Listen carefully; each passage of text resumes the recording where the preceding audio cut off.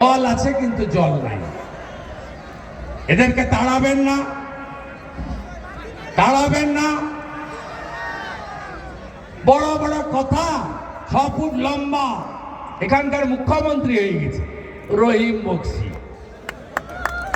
বড় বড় কথা, ঢুকতে দিবনি, গাছে বেঁধে রাখবো, পা ভেঙে দিব, মাথা গুড়িয়ে দেব।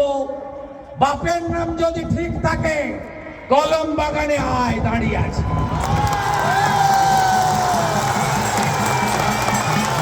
আরএসপির মাল ছিল, আইসিডিএস এর চাকরি বিক্রি করত, আর আমি এখানে তৃণমূলের অবজারভার যখন ছিলাম, আমার গাড়ির দরজা খুলত। কেউ নেবে না। তৃণমূলের যারা এখানে নেতা ছিল, হামিদ ভাই থেকে শুরু করে, মালতীপুরের ইমদাদ ভাই থেকে শুরু করে, রফিকুল থেকে শুরু করে, কেউ নেবে না। বলছে মালটা চোর, দাদা একে নেবেন না। 1.5 বছর ধরে গাড়ির দরজা খোলে আর বন্ধ করে। যা আমাদের একটা পতাকা ধরিয়ে, বড় বড় কথা। ওর থেকে আবার ওর বেটা বড় নেতা।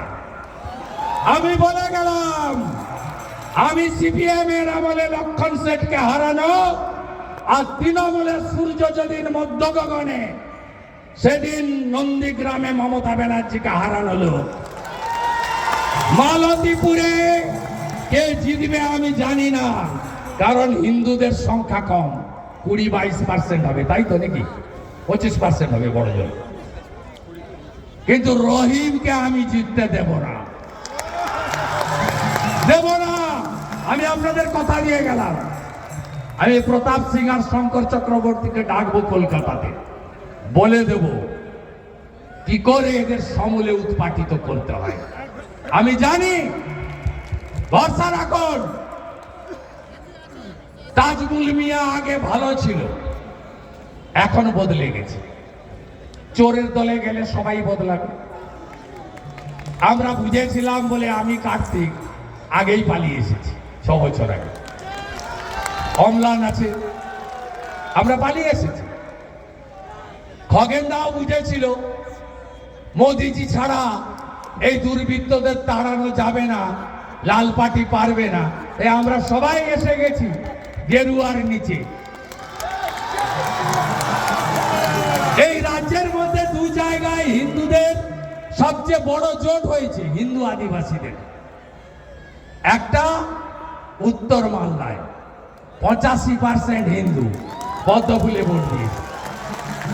যদি গোটা রাজ্যে উত্তর মালদাকে দেখে সনাতনীরা একটু এগিয়ে আসে না, 200 নয় 220টা সিটে বিজেপি জিতবে।